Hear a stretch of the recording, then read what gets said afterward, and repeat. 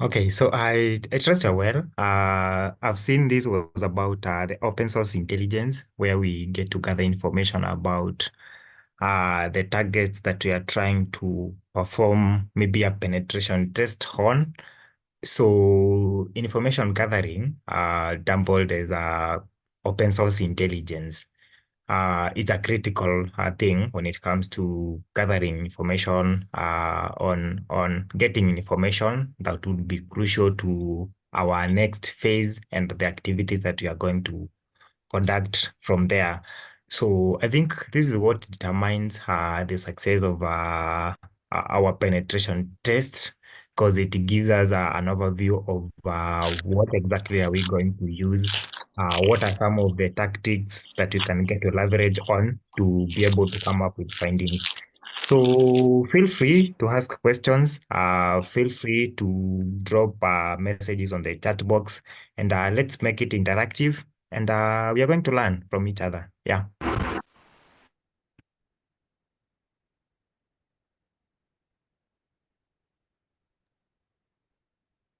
So, guys, Mr. John is our instructor. He's the one who was uh, taking you guys through the topic of OSINT.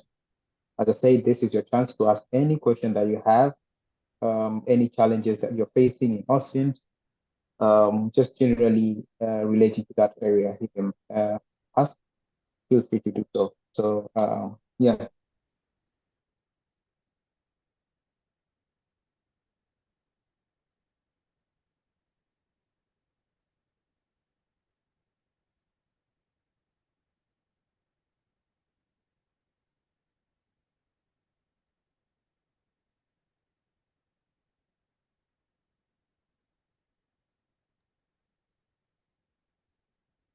Anybody who has a question, you can just unmute yourself. Or if you don't want to talk, you can also put a message on the chat. It's also acceptable.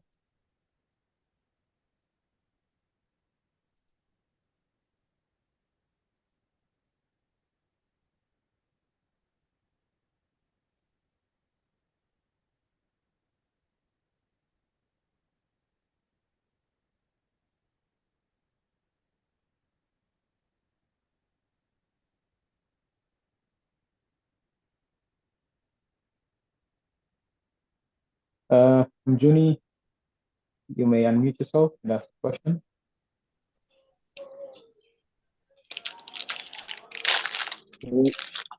Yes, sir. I have a question about open source intelligence. There are many open source intelligence tools that we have been using, and most of them are, are VIPs. I means in such a way that in order to use it, you must pay. So my question is, there's how much how many open source intelligence which are free to use, apart from Google or Chrome's? Help me, sir. Okay. I think there are so many tools around that can be used. I think Google is the most powerful tool. That is even used for corporate environment when it comes to open source intelligence. I would also say Shodan, whereby you are trying to look at what are some of the servers that probably are publicly exposed to the internet. Can give you quite a lot of information about the systems that you are targeting.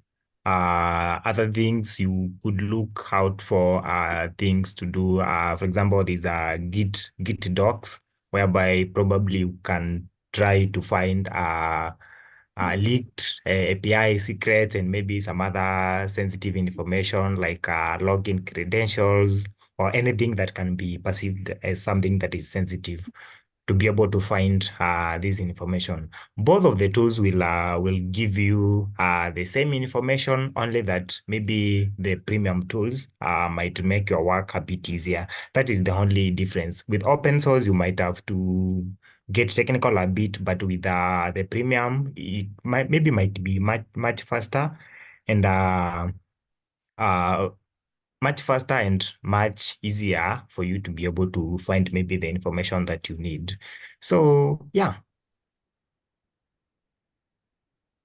I don't know whether I have answered you the right way or you need some more clarification.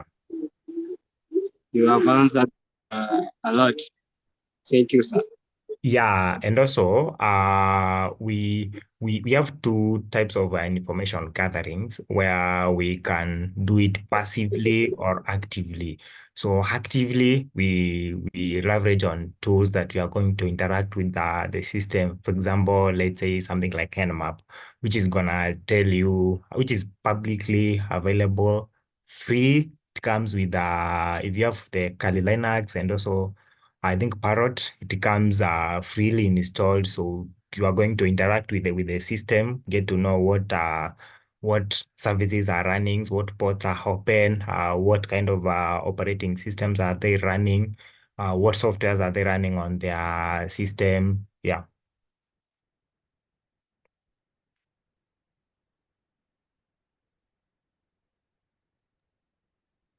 If you have any other questions, just raise your hand,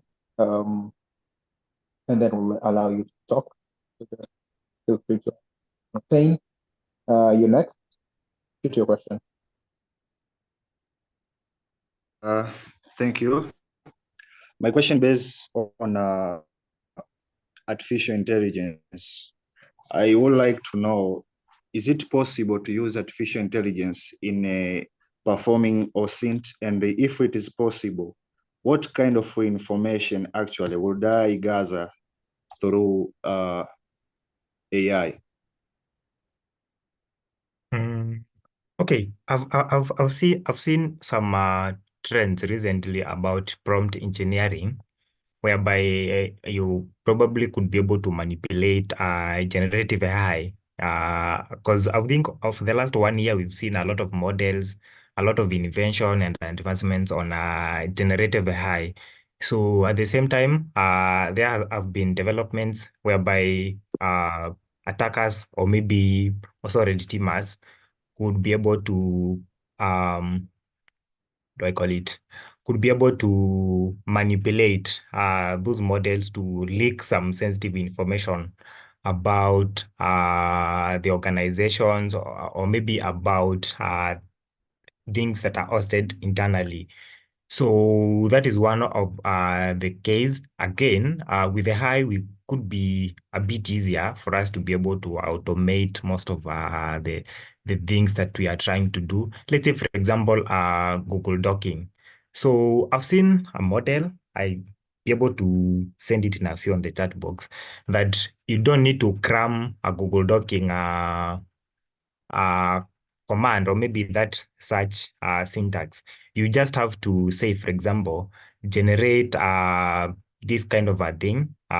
So that model is going to give you the command that you are going to put on the Google search, and it will ease the work of you being able to probably sometimes run on error. You've missed something. You've missed maybe.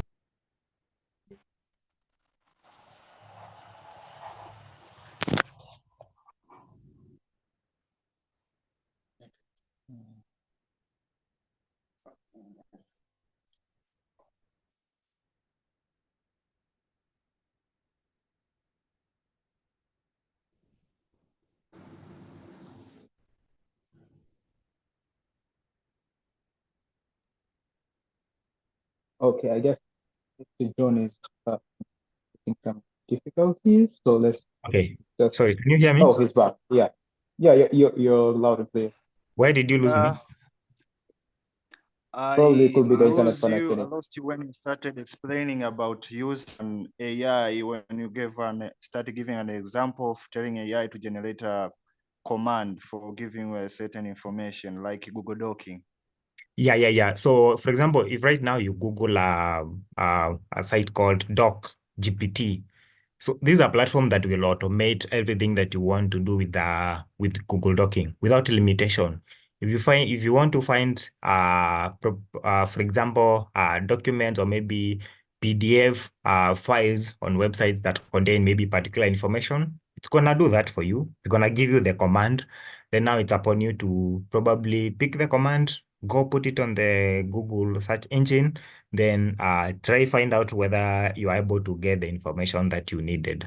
The other thing I was mentioning is right now, if you want to probably come up with a script to be able to find some information about a particular thing. Like for example, Shodan, they do have an API whereby you probably could be able to customize something.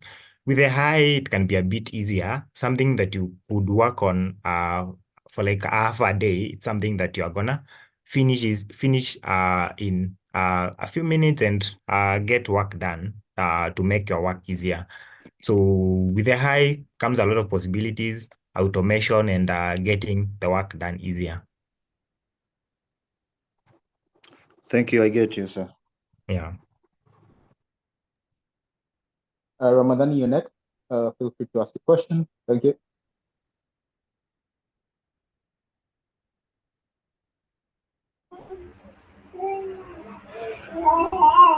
Hello, good evening. Good evening. Yeah. First of all, thank you, Mr. John, for your nice presentation. And my question going, as we are doing intelligence gathering, we expect there is some of security risk. For instance,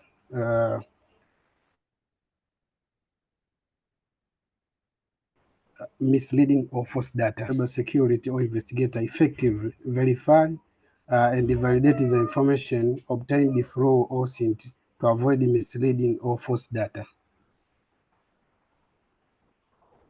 Okay. The reason as to why we are trying to gather information, we are trying to find whether we could be able to find information that will help us in gaining access to a system, or maybe information that can be used by threat actors to probably tarnish the reputation of an organization by probably doing a breach or exposing information and all such kind of bad things. So once you get the information and you try, for example, let's say we are trying to find, we've seen a particular server that is exposed somewhere on a site called Shodan.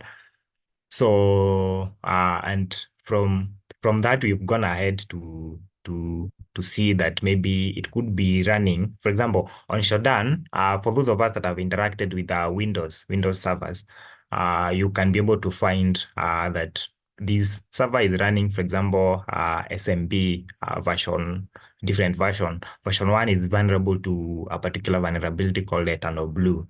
So if you have this information, you can probably go try and see whether we are going to probably compromise the system. With Google Docking, mostly you could, especially with the documents, you could find information about that was not properly secured or properly configured so that it should not be exposed. So with this kind of information, you could be able to possibly conduct a successful social engineering or just do some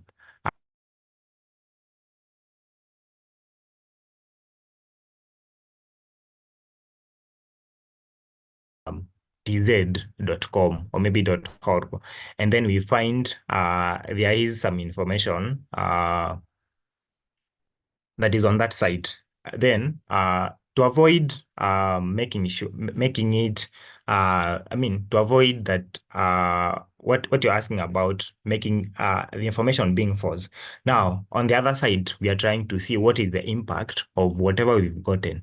Is it something that can lead to someone exposing our information?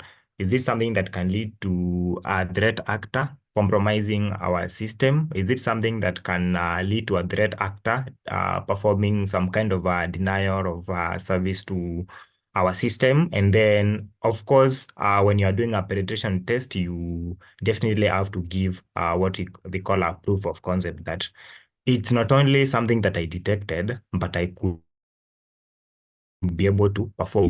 If I was able to do a penetration test on your system and maybe gain some level of access, can I be able to prove that maybe via screenshot or maybe whichever the way that you are told to prove? Because I believe different organizations will have different ways of proving what you did, or maybe giving them a reporting of whatever it is that you are doing.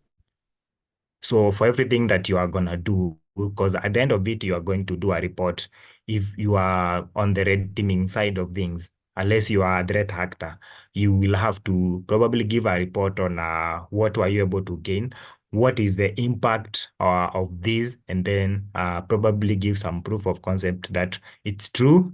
We probably could be able to gain access to this information, and this information is on your system, as you can see the URL and everything. So it means it belongs to you.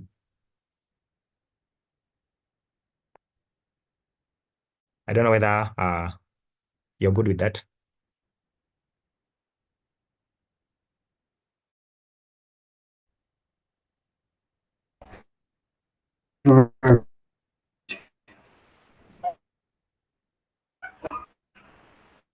Okay, Ramadani, thank you very much for your question. Anybody who has another question to ask our mentor, this is your chance. Please feel free to ask any question. If the problem is the language, you can ask in Swahili. I'll try to translate it. It's not a problem. It's also acceptable. Victor, the floor is yours. Unmute yourself. Thank you so much. Greetings, everyone. My question is, how can one prevent information leakage on a personal level and on an organizational level with minimum severity, since it's open intelligence, so the information is out there to the public? How can it be limited? And the second question is, I would like to hear about a concept of human intelligence, information that is gathered from people. Is it of any way? Can it be utilized in any form into our infrastructure? Yeah, thank you. Okay. Let me start with the organization level. So information, how can we get to probably protect information at the organizational level?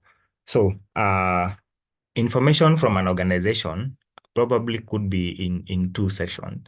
That is the systems and also the application. By systems, I mean you guys probably could be running Windows servers, Linux servers, and other types of servers that you are running on your system to make sure that they are supporting the environment that you guys, or maybe the kind of, you are storing data, you are running some processes and all that. So when it comes to systems, during installation or maybe during upgrades or some modification, sometimes there are maybe some misconfigurations that could occur within systems. Let's say, for example, someone wanted to test whether they could be able to access something remotely, something like maybe SMB. They wanted to log in into RDP, that is remote desktop protocol, to be able to access their servers remotely. But accidentally, they leave that to the public internet exposed, and a vulnerability occurs. Or maybe the username and the password are not that strong. So an attacker could be able to perform an attack called brute force, whereby they are going to do combination of so many usernames and password to try guess which one is correct, and it's going to go through. So those are maybe some of the misconfigurations and mistakes that we see. Also things to do with updates and upgrades, because there are so many guys who are not sleeping. So new vulnerabilities, trying to find new weaknesses and how they can be able to gain access into the system. So if a vulnerability occurs, the vendor probably is gonna try close that and maybe give a patch. So a patch is going to be used to close that vulnerability. So we as the system owners, it's upon us to be able to make sure that our systems are patched with the latest updates and upgrades. If you don't do that, attackers are going to gain access into our system.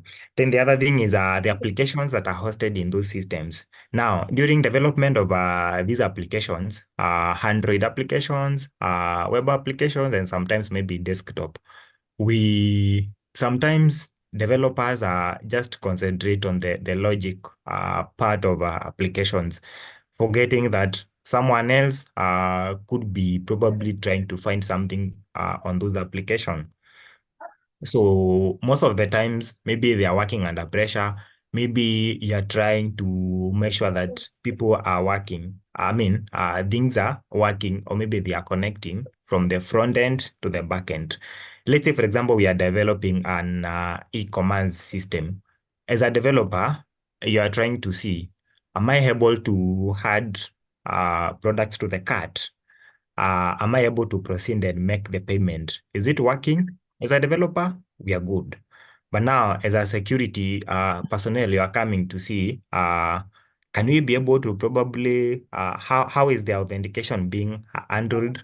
Probably, can we try inject something and see whether it will be of use and probably give us access to something? Can we see whether the system can be manipulated to reveal some other sensitive information? How is the authentication being handled? Are you doing something like two-step verification, or with just a username and password, someone can be able to log in? Are you sanitizing, or maybe are you filtering what the users are trying to put on those input forms? Maybe registration, usernames, and password boxes. Are you filtering, or you are allowing everything? So developers, most of the times, they may not consider these, and these are some of the things that have led to some previous breaches in history. We look at some of the breaches maybe as a result of the mistakes on the development side. So that's why probably some of you area called developer security operations, whereby if you are trying to develop applications, we are starting everything with security, from the design to implementation of everything, to even deploying, to even after deploying, whereby we have to make sure that we are monitoring whatever is coming in and whatever is going out, and if there's any anomaly in those applications, or maybe in regards to the access of those applications, we could be able to detect and prevent financial loss or maybe data loss that would lead to maybe our operations stopping or maybe not doing well. I hope you're good. Yes, Then, thank you. yeah, the last question was about how can we leverage on human intelligence. So there's a lot of personal information, and they say most of the attacks are as a result of human error. Want to compromise a whole organization, target the people. So gathering information about someone or what they do, they are what they are likely to be, what they are likely to be doing. It could give you some power of trying to break into their systems. Organizations could have put a lot of measures to be able to protect their systems from being attacked. Or maybe someone could have a lot of security to protect whatever it is that they are doing from being accessed if you try to access that from outside. But again, let's say, for example, you are an IT intern somewhere in a company, and then someone has been trying to access information, is trying to compromise that organization, and then immediately you join the organization. Like after a week, you receive a document which you are supposed to read, open, and maybe fill some form and then send it back. and this document comes from the IT manager or the IT personnel who is senior. So there's a likelihood, without even having to look at who sent this information, uh, looking at the email, looking at the signatures that have been made, there's a likelihood that you might download without even having to consider some factors. Or maybe someone sending you an email saying, hi, we've changed the way you will be authenticating into our system. So please click on this link to update your username and password. And remember, that is a corporate environment. So if probably you click on that, it could be a phishing thing and help the outside threat actors to gain access into your environment. So that's why sometimes it's good for us to be able to make sure that we limit what we share, and we don't share too much that can be used against us. Yeah. Got you. Thank you. Thank you for the reply. A quick follow-up question, if I may ask. Mhm. Yeah, I'm sure you've also got events of people calling as posing as people we know asking for money. If I'm to think, they also do collect some OSINT. They do some OSINT. They call numbers and then try asking people for money, or they tell people that they have won money and they are trying to ask for more information about their victims. How do they do it? How do they collect up their information? If you'd give us an angle on that. Sometimes our data maybe could be leaked somewhere. You could have, I'm sure you've gone to some buildings, you've left your information, and these guys never tell you how this information is going to be used. Other times you could have just don't know. You filled everything, you filled your ID number, you filled your names, the places that you come from, your phone number. So you don't know who is going to consume this information. And this actually brings now a new career about data protection, data privacy, to be able to regulate how people are collecting information and how they are going to store that and are always going to have access to it. Yeah, but now, I mean, not everywhere where people have headaches. So sometimes by people knowingly or maybe unknowingly. Other times it could be stolen by threat actors, and then they could be able to use that information. A search on social media where a friend of you tries to reach out to you telling you, hey, I'm stuck, I don't know what, I'm sick. Please send this amount of money maybe to a particular number. But to avoid such, it's good to make sure that you verify. You see, it's good to trust, but always verify whatever is coming from someone. If this person doesn't always contact you via a social media, let's say Twitter, Facebook, Instagram, and wherever, or maybe TikTok, if this person doesn't always do that, why should you just trust and go and proceed? It's good to make sure that you verify and get to find out, is this really you, and why are you saying that I should maybe send this amount to the other number and such. Also, I think WhatsApp has also been such a thing when it comes to I've seen whereby people are able to take over someone's WhatsApp, and they put a two-step verification, and they start probably doing fraud and all that. So it's good that we be keen when you are being given instruction by a stranger or someone who you do not know. So there are some hidden codes. For example, if someone calls you and they tell you, hey, please dial this code, whatever, etc., they could be able to divert all the calls that are coming to your phone number to another number that they have control of. And if they are able to do that, remember some services like WhatsApp and I think Facebook, I'm not sure. But there are a number of services that can be able to do verification via calls. So if someone is able to divert calls, they could probably have some level of access into some of information or some of the keys that they could use to maybe gain access to your privacy. It's also good when we are trying to get into places. You always have it in mind that I'm leaving a lot of sensitive information can actually be used. There have been cases whereby people are able to even clone IDs, identity cards. People are able to clone a debit card. Or you find your card has been cloned and probably it's being used to purchase some product on those online marketplaces. And it's so difficult trying to investigate and trying to follow up. It actually can be able to consume more than what was stolen from your card. So I think prevention is better than cure, and it's good that we take care of how much information we are sharing online and also physically in some places. It's also good to be able to question who has access to this information and why are you asking so much information? And why can't you just ask for the name and maybe the email number or maybe the name and the phone alone? Yeah.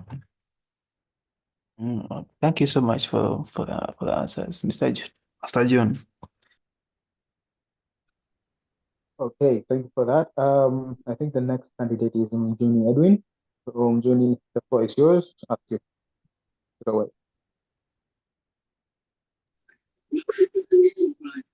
Okay. So, Mr. Johnny and Mr. Hi. Karim, I have a question. I faced a scenario where someone sent an image to get the info about it.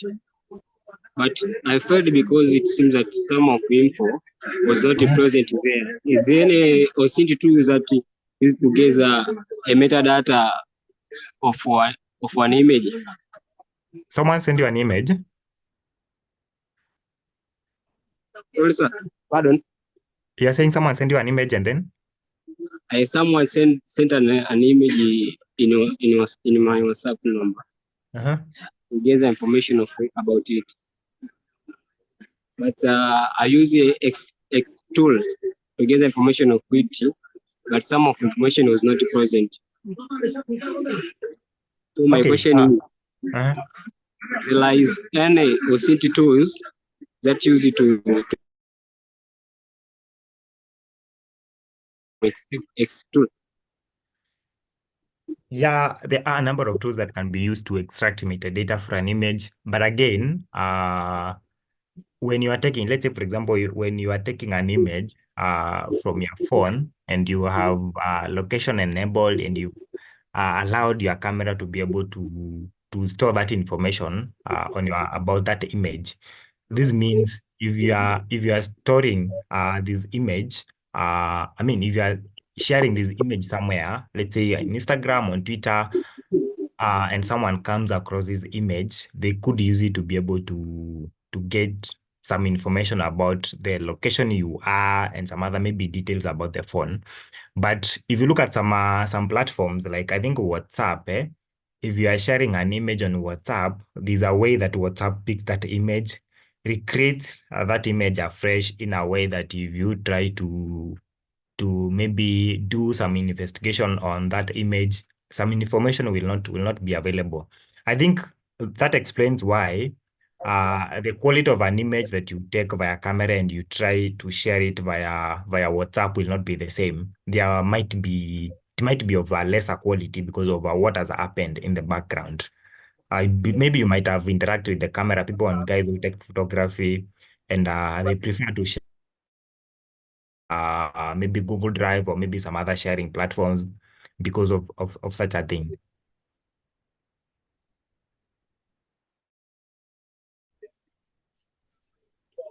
Okay, I understand. It seems that Meta company, they try to hide the information about an image. Yeah, sometimes could be because of regulations. There are so many regulations about from GDPR and other countries come up with the jurisdiction to be able to protect their citizens. So they look at how organizations are actually being able to handle some information, and if they do not comply, they might have to face some other legal procedures and maybe repercussions.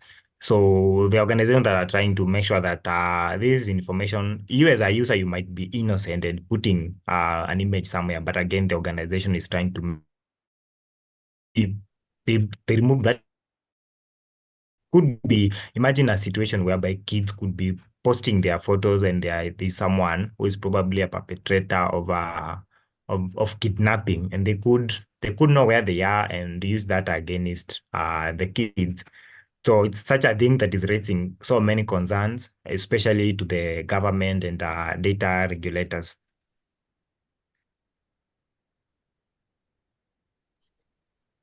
Thank you, sir, for full explanation about it.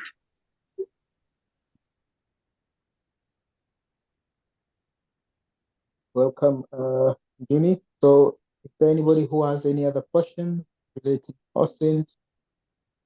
Feel free to ask this time.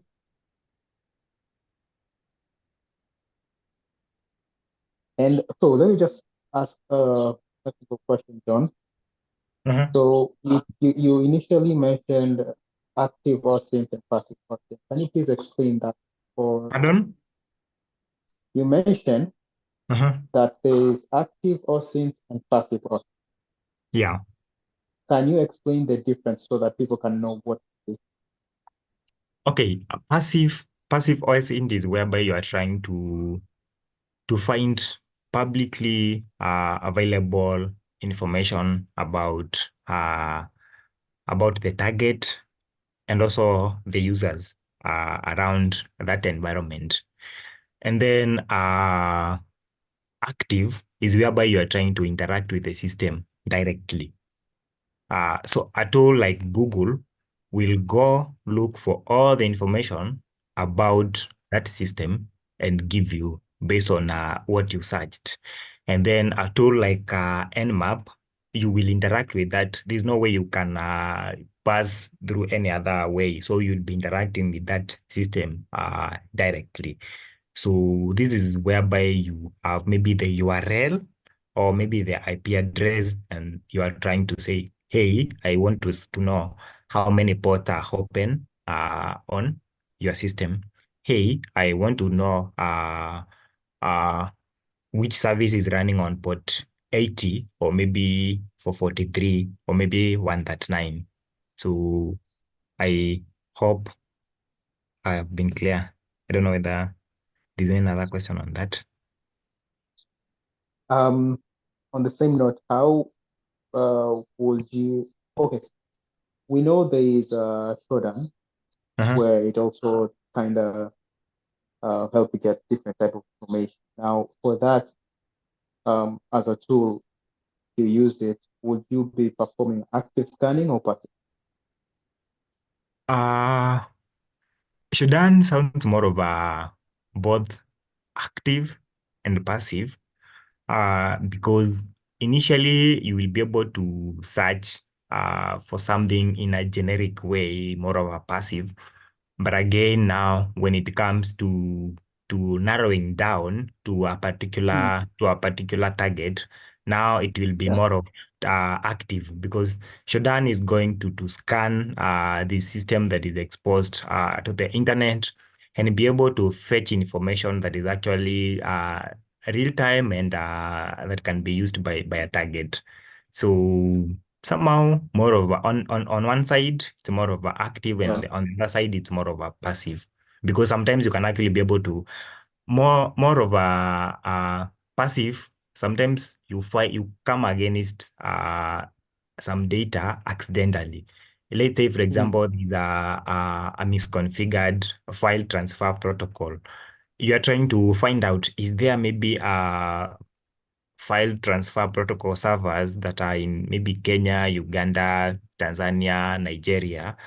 And then you come across an interesting organization that maybe you want to look into deep. So in this case, now you're trying to narrow down. It's more of becoming active. So I think even Shodan shows you some open ports when you narrow down to a particular target that you want to attack. And it shows you even services that are running. So in that case, now it turns from becoming passive to now active. Okay. Yeah. Before we jump into Silas' question at the chat, can you also please touch base a little bit on the ethical and legal boundaries when it comes to OSINT? Because they also need to understand the legal and ethical boundaries that you have as a let me say future cybersecurity researcher or vulnerability or tester. If you can touch base on that, that would be fun. Yes.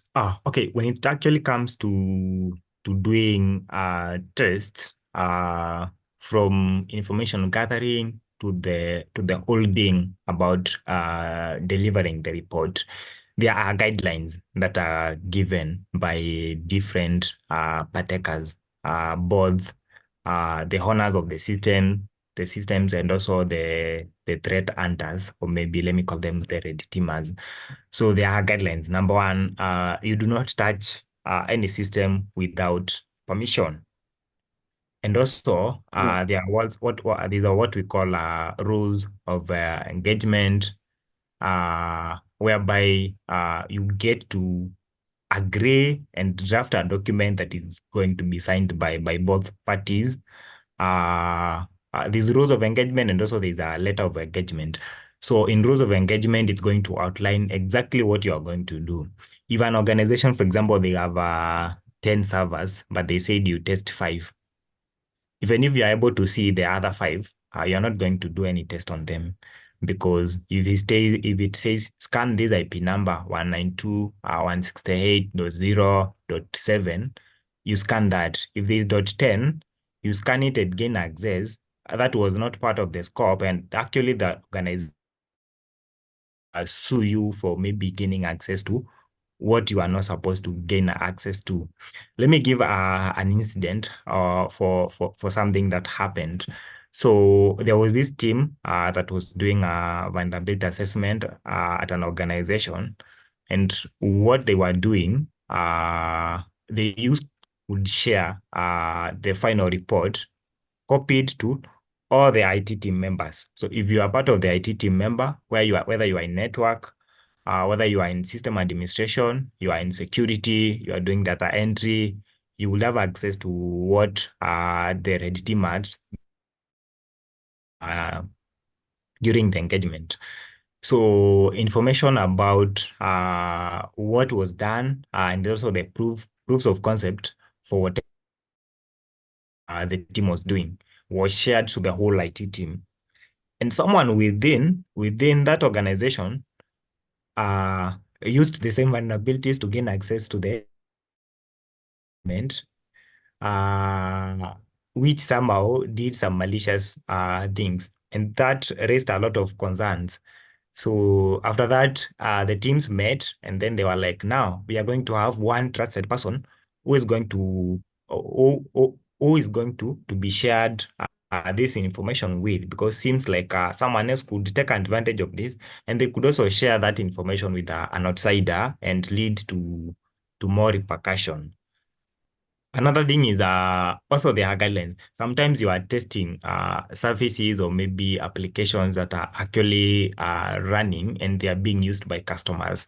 So at times there are limitations whereby you could be able to run something like denial of service, but you can't do that on a penetration test because you are going to affect services. Maybe an organization in the sector of banking, telecommunication, could be having customers who are coming in and out all the time, and they expect services to be there in 24-hour all through the 24 hours. So if you do anything that is maybe going to mess up with the systems, you might maybe find yourself in trouble. So all these guidelines are given before the engagement. That's why I say, if you're going to engage, because I know as you guys get to advance your skills, you might be approached by someone telling you, hey, I don't know, do you understand Swahili? No. Not Okay. I wanted to use some bit of Swahili, but it's okay. Uh, you might find someone telling you, hey, I have this small application. Could you maybe do some penetration testing on maybe some low budget? Sometimes because you maybe need money and the organization was not able maybe to pay another vendor who is charging more, you might end up taking that. It's good to make sure that we've made agreements and that agreement is somewhere on paper whereby we are all able to sign and make sure that you remain within the scope because security is such a sensitive thing where everything can change. We've had scenarios whereby you do a test and some services go down and maybe you might get blamed. So it's good to make sure that we remain through the scope and also we perform the test, especially in an environment where we have services that are running. We perform the test in a way that we avoid system maybe service outage things avoid like massive brute forcing and other things that maybe could corrupt the operating system and maybe bring some challenges into the services. Yeah. Okay, I think you touched base on very important things. And also, you're not And supposed to share that information with anyone else apart from the client. It's like going to an hospital and then the doctor shares your health details with someone else. It should be very confidential with your client or maybe with your company. This is not something you can go out publicly and say, I was able to do an SQL injection on this organization. This is the command that I put. Even if they've been able to fix, unless they allow you, that remains, or maybe there are some guidelines to say, hey, you can be able to publish these. That's why it's rare to see someone posting a penetration testing report somewhere on their article and everything. For those who do bank bounty, you see maybe the way organizations get to the way the bank bounty hunters get to post. They even if they post what they did and how they did it, they try as much as possible to make sure that they've hidden all the information about the target. Sometimes you see some blood URLs or IPs to make sure that they do not leak any information that could be further used by any other threat actors. thank you for the additional points. Now, there are some questions on the chat. So all of them are from Silas. So one of them is asking, what's the difference between vulnerability assessment and penetration testing? So what's the difference between the two? And then the second question is, what is 2FA and how can it be implemented for public websites? Yeah. What is the difference between let me start with PA the 2FA. Okay, by public website, what do you mean? Do you mean like you've created a site that people can be able to log in and maybe create an account, do some services? So what kind of a site by public? What do you mean? I think Because is okay. Go on. pardon? I think what he means rather is public website in terms of the social medias, so Facebook, etc., where we subscribe for those services like Canva, etc. So one of them. So I think that's what it means because they're publicly available. Maybe that's Okay. yeah. Okay. For to answer this, for any site that has users have to log in, they have to create an account, and there's a storage of some sensitive information or information that should not be accessed by the public. And in the event of access, there will be a problem, or maybe there will be a repercussion. Someone accesses, for example, a site for those that are students. If someone is able maybe to gain access to gain access into a site that contains your school information about grades, what you've scored, the fees, how you've been paying fees, will you be feeling good? Definitely, you feel that your data has been accessed, and someone should be responsible for that. So any site that we are storing information that is regarded as personal or maybe sensitive, it's good that we put to a fair, whether it's through use of email or maybe mobile phone, whereby we send a code. I think most of them are using, majority, they are using email or maybe mobile phone. But also recently we've seen security backup codes that can be stored somewhere. We've also seen authenticator applications that are being used to some of the advanced, especially cloud providers and the big tech actors. But also, yeah, it's good okay, how can it be implemented for a public website? We can use the APIs. There are sites that provide bulk messages, and most of them, I think, they are paid for.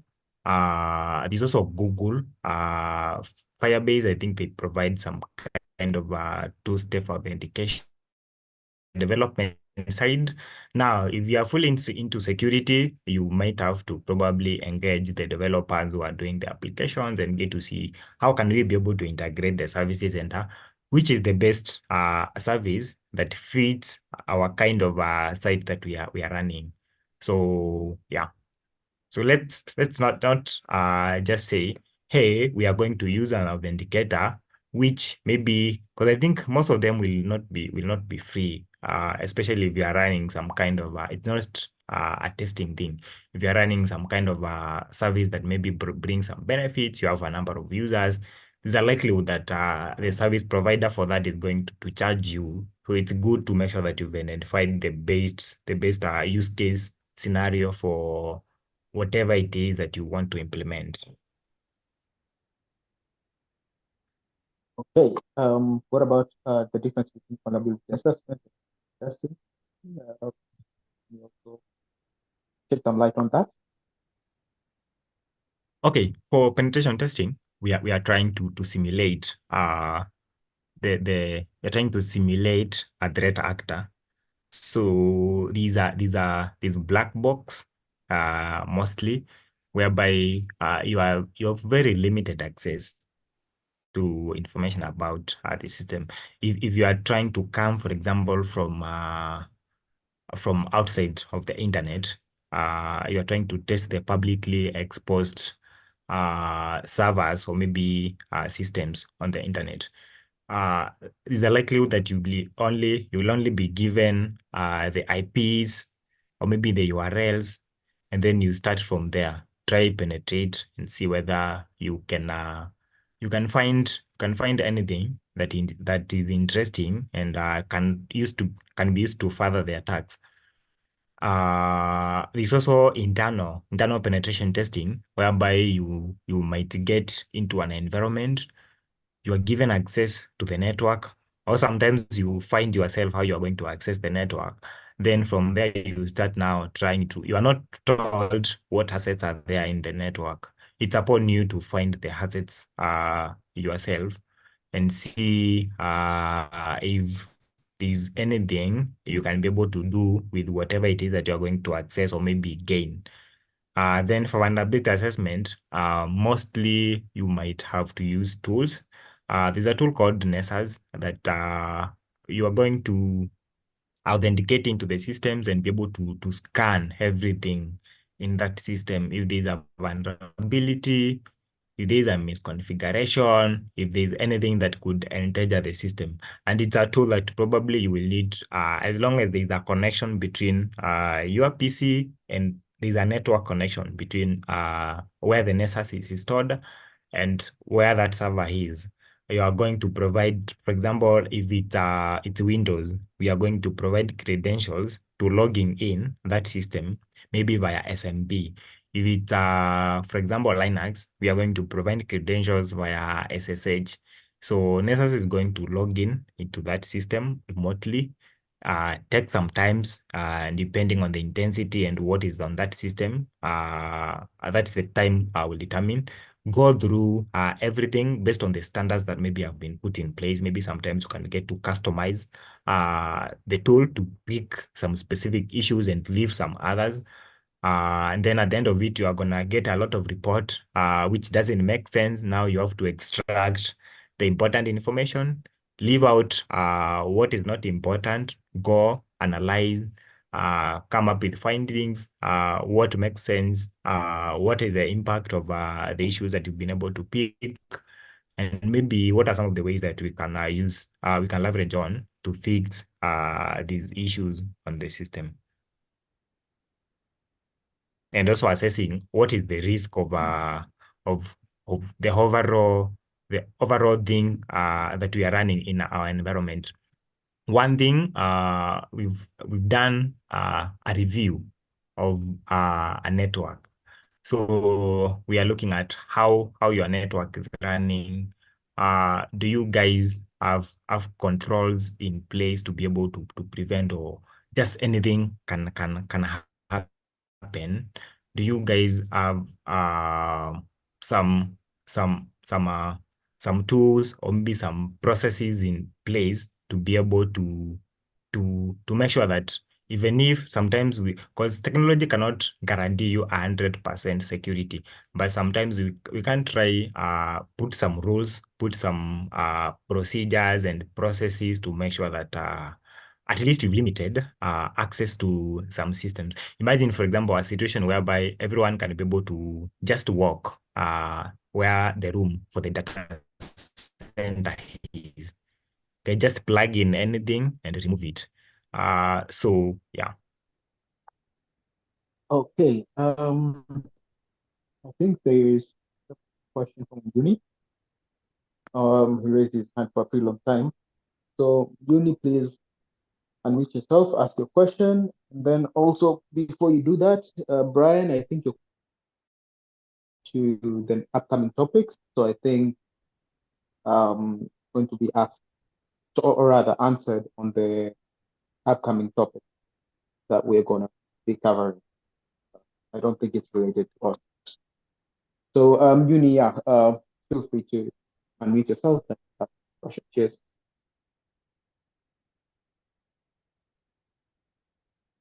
Okay, before June comes to ask a question, I've seen someone ask get a request and also post. There's a usage for get request and also there's a usage for the post request. So let's say, for example, if you go to your URL and type google.com. So in that case, you're trying to get Google, basically like download or maybe download that web page into your browser and be able to view. So in that case, you are not submitting anything sensitive. So such cases you can be able to use get request, but something like post, whereby you are sending data to the database, or maybe you are trying to communicate with another endpoint and you are sending sensitive information that should not be seen. Post is this information, maybe it's encrypted, or maybe the way this information is being handled is a way that it's not being leaked to any other person, or maybe it's not being how do I call it? I'm lacking a better word. The way the information is being handled is in a secure manner. That is.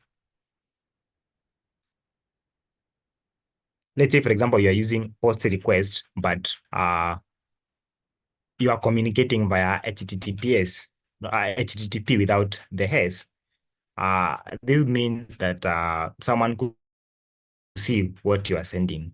You could be using HTTPS, but this HTTPS could be vulnerable to decryption. Someone could be able to decrypt despite you having encrypted that information. Now we bring another HSTS, whereby it's a protocol that encryption has to start from the browser, and instructions are stored on the browser, whereby everything that is going to be transacted between point A to point B, it has to go through HTTPS. And without that, there's no communication that is going to happen.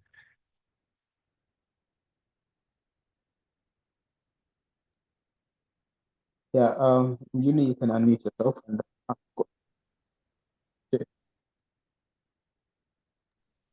Okay. Thank you, Mr. Karim, for this opportunity.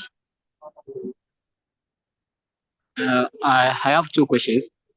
One of the question is that last session we discussed about the GRC, and my question is that how GRC related to OSINT?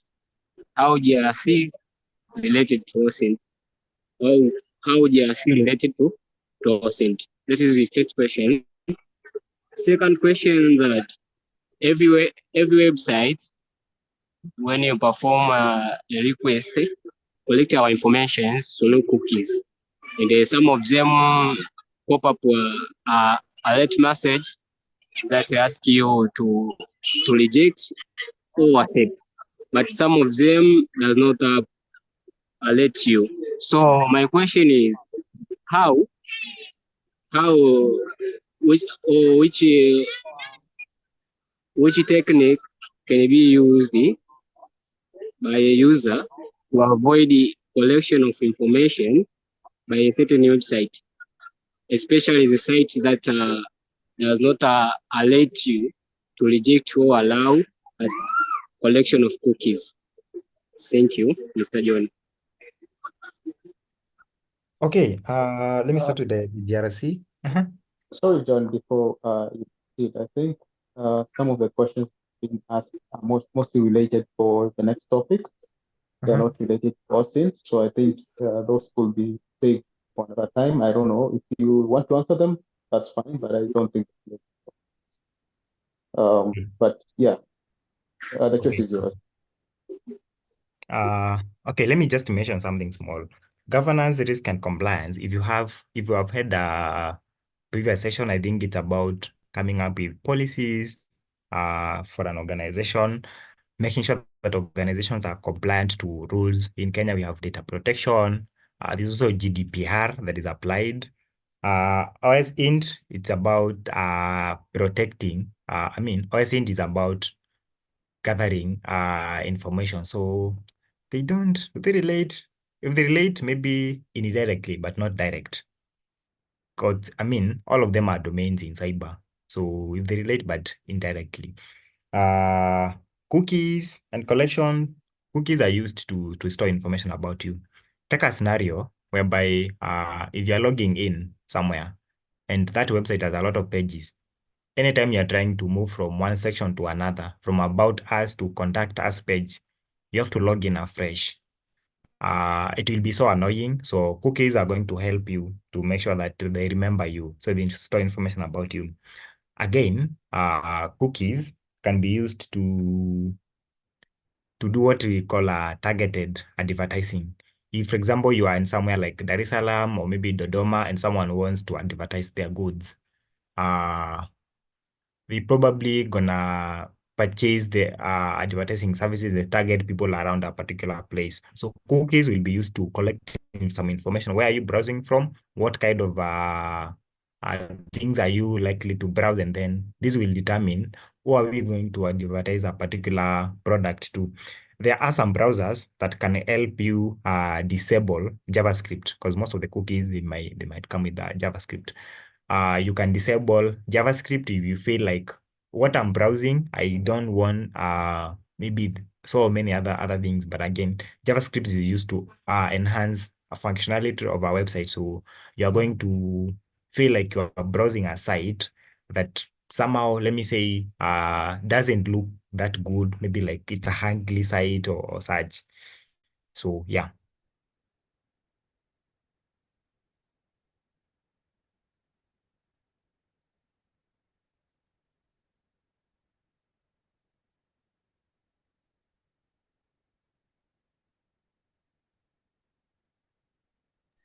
Pardon,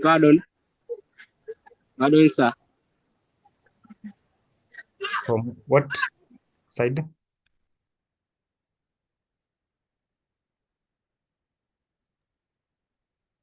Okay, I don't know if Juni, you're done with your question. If you're done, you may lower your hand. Amina also has a question, so I think Amina, you can unmute yourself, and then you can ask a question. Okay.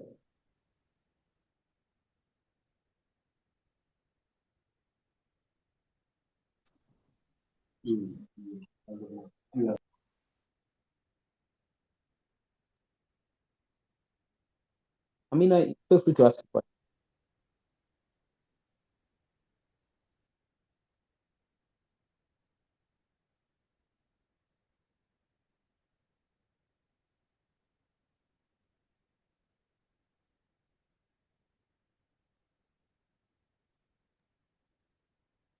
As Amina prepares her question, if anybody has a question, please feel free to ask.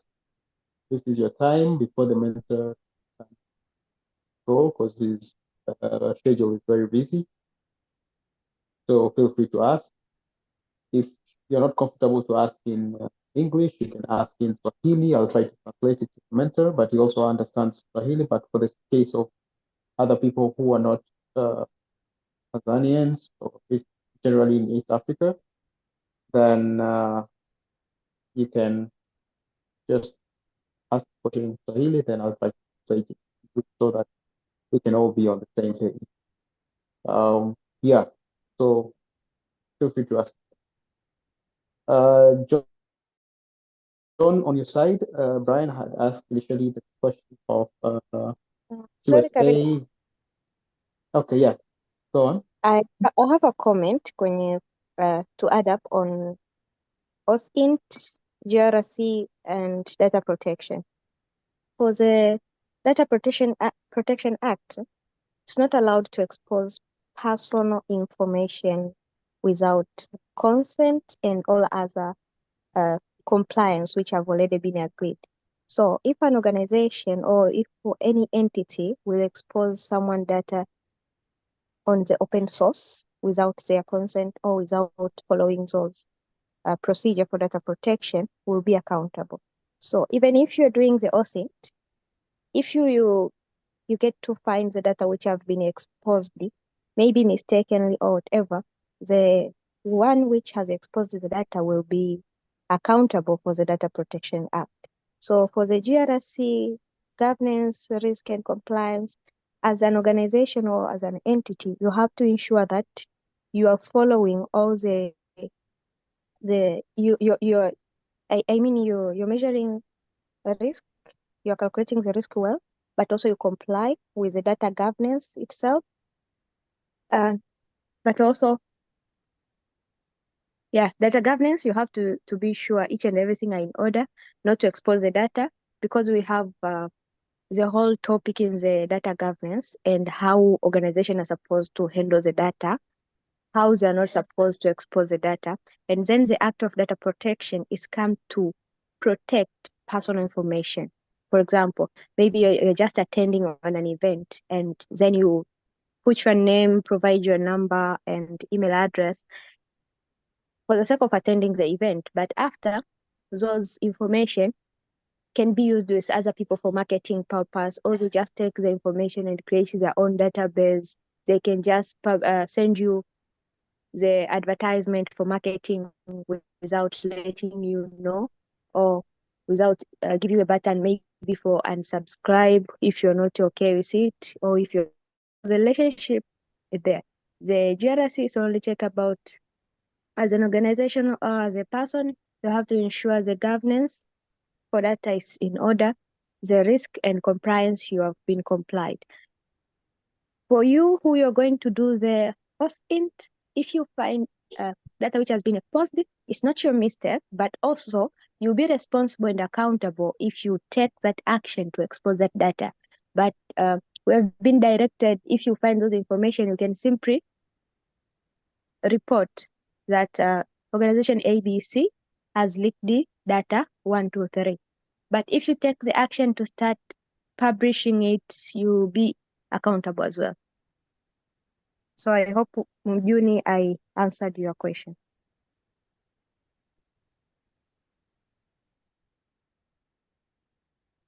Okay.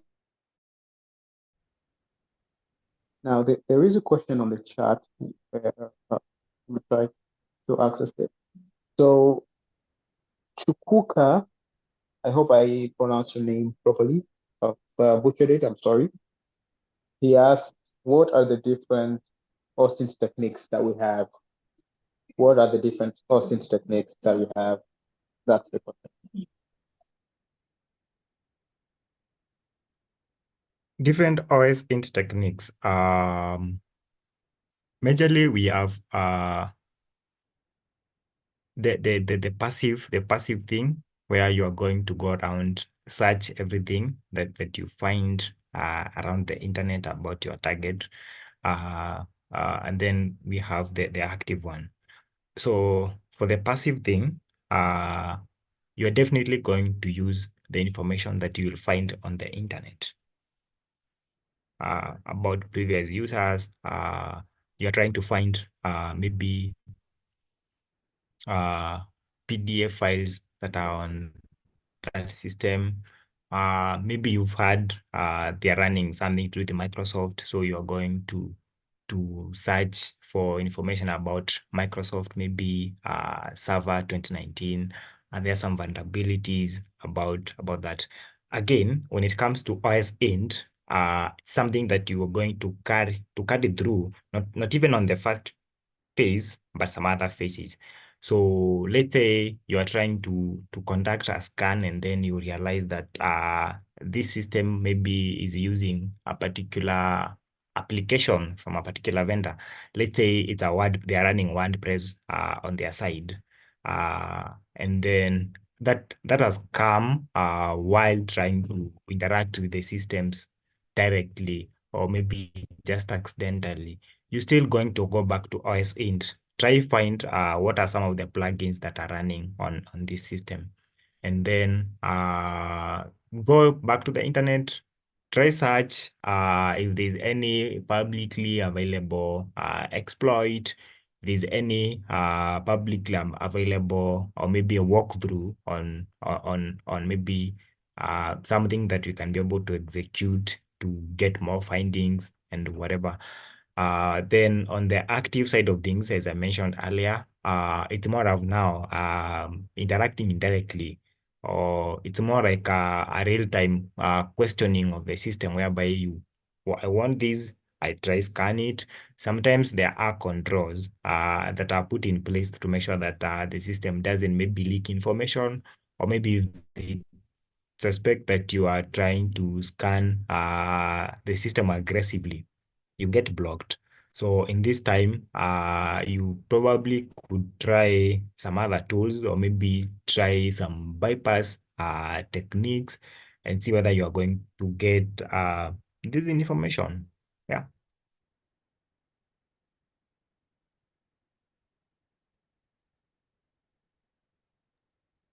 Okay. I think there was an hand. Sorry, not the chat, but, that seemed to stay in. Yes, I raised the hand with concern or a challenge. I think my question based on password information. I got this scenario when I was finding a certain information about certain target of my own. Then I found a certain password for another, let's say, a person. Then I want to ask that somebody that, hey, your password or login information have been leaked in a certain a site, for example, let's say a pastebin. So what are legal procedure or what are legal consequences? When I say legal, I go directly to say, hey, your login information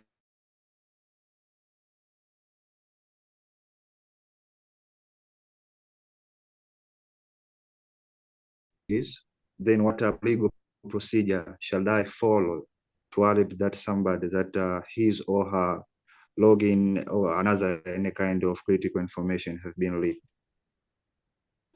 Okay, number one, first of all, scanning any system without permission is actually illegal. So where we'll start from is first of all, were you given permission to be able to scan this kind of a system? Again, when it comes now to OS that is publicly available information. So this is something that you can actually come across accidentally. So it's not your fault that you have access to this information.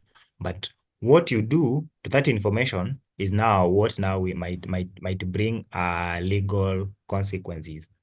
But again, on the other side, there are some organizations, like in Kenya, we have Safaricom, which is a telecommunication provider, signing up for responsible disclosure programs where they can actually be able to even award someone in the organization. So some other organizations might not have such, but again, it's also good to do some background check. What will be the legal consequence of if I report this to the system owners? Sometimes, and also, who am I going to report this to? Because you could report it to someone, and that vulnerability, or maybe that thing, that incident, or maybe the kind of data that you have access to might have been used by someone before to perform some activity that is illegal. And because you are the one who is known to have had this access to this information, it could be flagged that it is you, and there's no way you are going to defend yourself. So that's why it's good to make sure that we do some background check. Sometimes it's good to reach out to the seniors that we know in the space, like Karim in Tanzania and some other players in Tanzania or maybe across East Africa. Tell them, hey, I've been able to find this. Would you please help me to reach out to the responsible person who can assist in fixing that?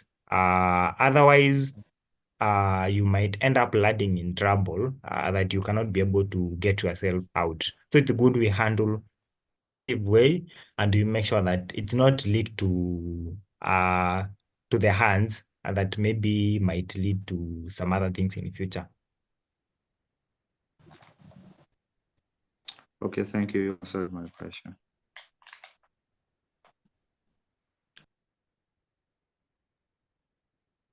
Okay, thanks for the question. So just to add on top,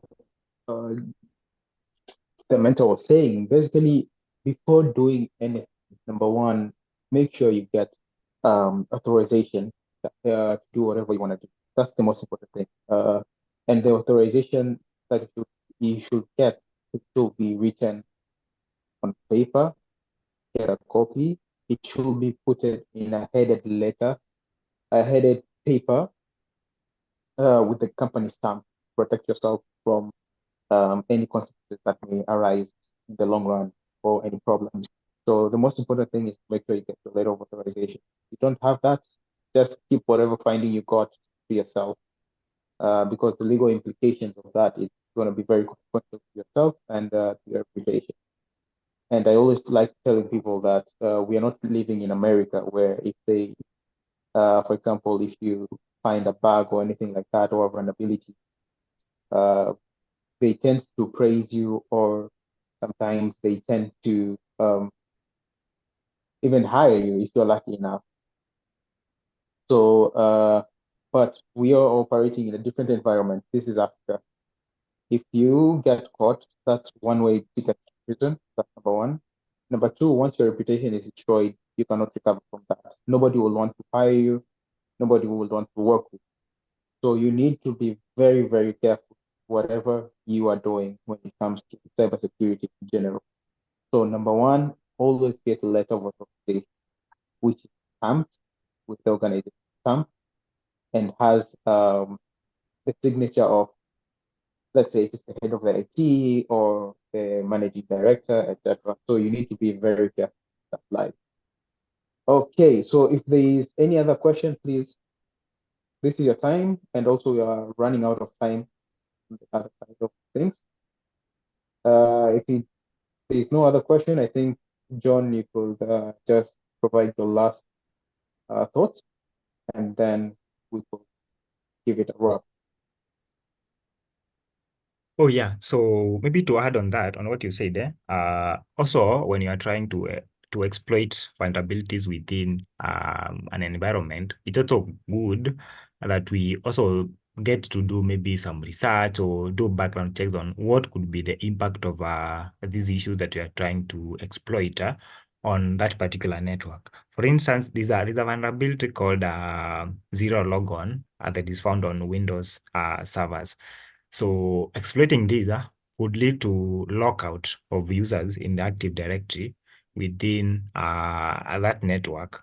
So this will actually cause stress to your clients or to users of those particular accounts, and it will take time to fix. And the goal of this is to make sure that we've had a seamless activity, we've not interrupted the services, and if we have to interrupt, let there be some other processes like backup or maybe other alternatives that can be shifted to, because at times it's a very sensitive thing. It might not look sensitive till things turn out the other way. So yeah, you guys have been an amazing audience. I wish you all the best, and let's keep pushing.